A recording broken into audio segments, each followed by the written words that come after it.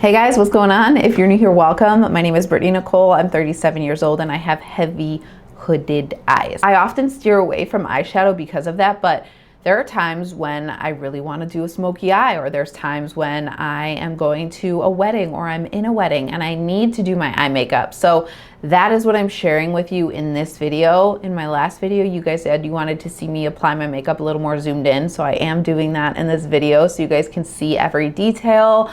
I picked up a new palette. This is the Natasha Denona Eye Sculpt Texture and Tone palette in Soft. I think it's really pretty. As I sat down and looked at my makeup, as I'm kind of getting back into makeup, I said, I really don't have a lot of eyeshadow palettes. We need to add to the collection, and this is the one that really caught my eye. I was between this and the Makeup by Mario palette, so if you guys have one or the other, let me know what you prefer, but I think this really kind of covers your basic needs, especially if you have heavy, hooded, mature eyes like I do. So this is the look we're going for. It's really soft, but still smoky. It makes my heavy hooded eyes look big, which is always what I'm going for when I'm doing my makeup. I also wanted to remind you guys, what works for you might not work for me. What works for me might not work for you. That is the name of the game when it comes to makeup. So just pick up little pieces from different tutorials, watch different people. If your eyes look like mine, if your eyes look like someone else, you might have to pick up little pieces here and there. So don't get frustrated. That's what I'm getting at. I used to get so frustrated because I would watch these videos and I'd be like, it doesn't look like that on me. You have to tailor things to what works for your eyes. So bear with me as I talk through these videos. And yes, I have an insane side part. It's kind of how my hair fell after I took it out of the headband, and I really like it. It's kind of nostalgic. And this look kind of makes me think of like the 15 makeup, so I think it just kind of suits the look, but I digress. Bear with me because I'm trying to educate you guys. I don't want to just show you guys like, okay, here I go.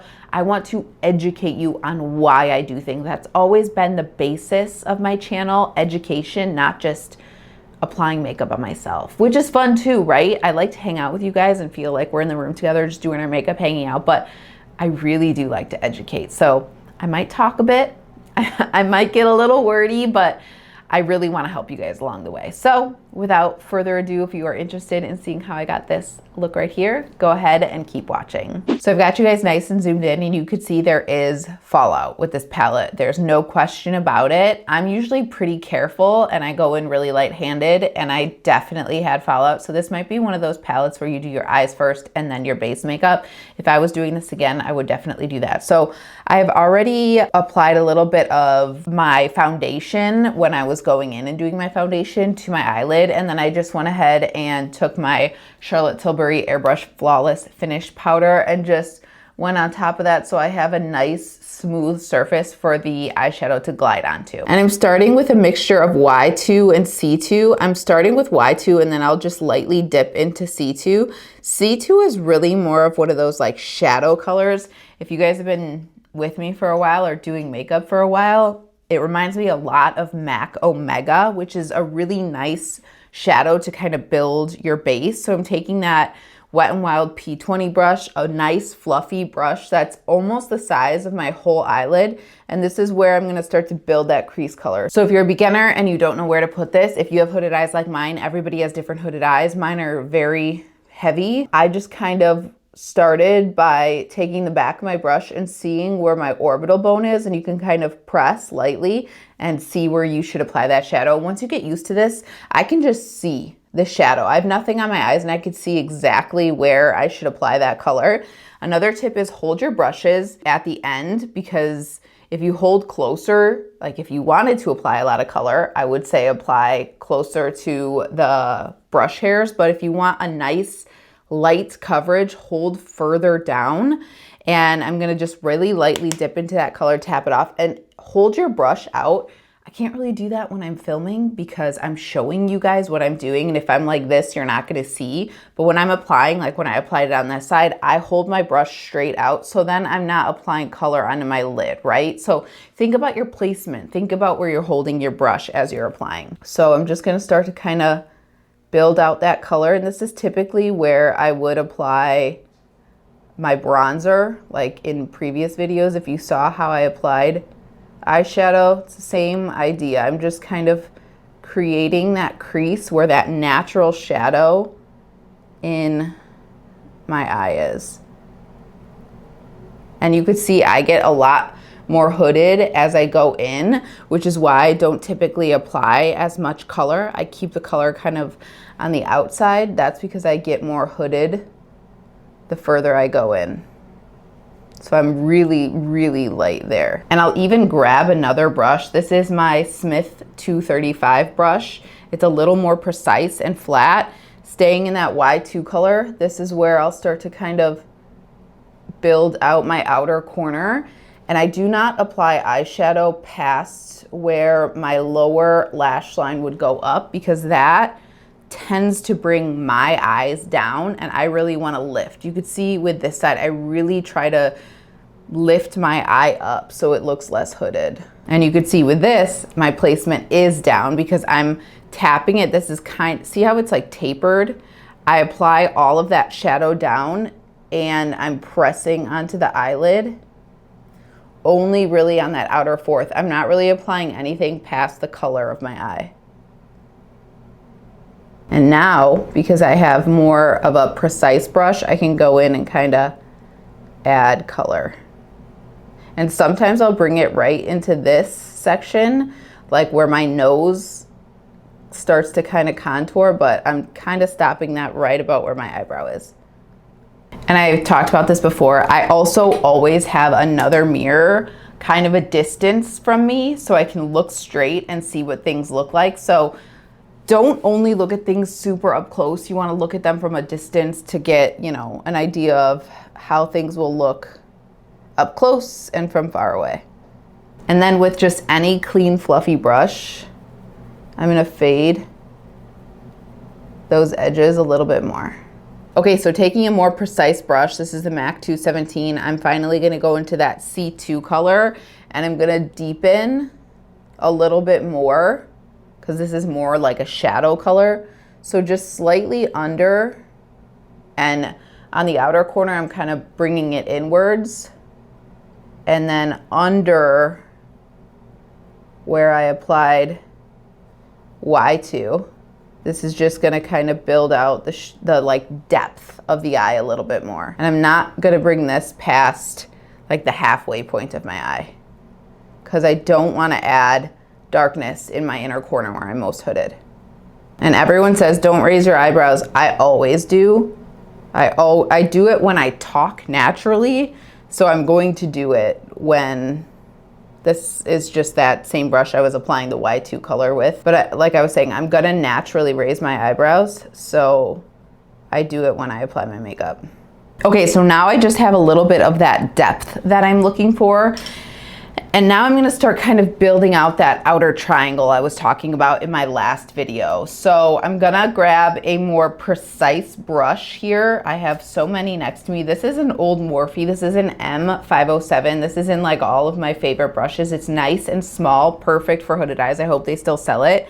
And I'm gonna start building out with a little bit of C3 and W3, these two deeper browns. And I'll even go into these two as well. And this is why it's hard when somebody asks, oh, can you like show me? And I did this like an hour ago and then I got on a call. So I don't even remember exactly what I used here, but I know I went into all of those colors at some point. So grabbing the M507, and you'll see I'm gonna start to get fallout like I talked about.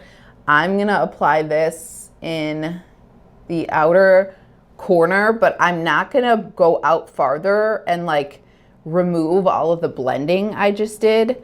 I want to keep that. That's kind of building the foundation, right? So we work smarter, not harder. And I'm literally going like C3, W3, tap off.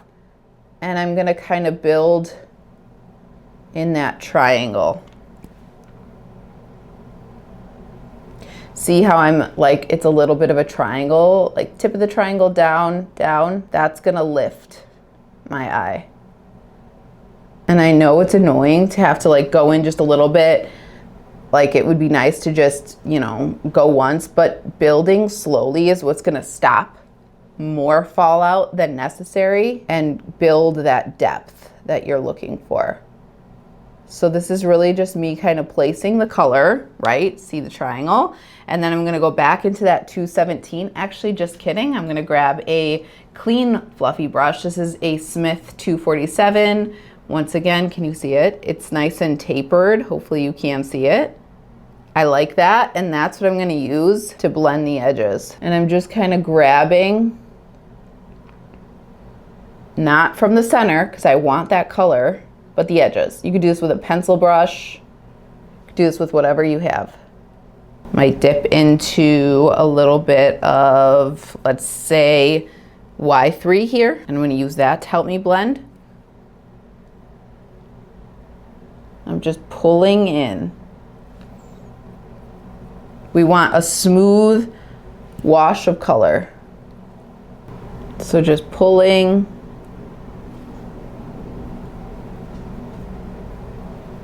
Leaving this whole area clear.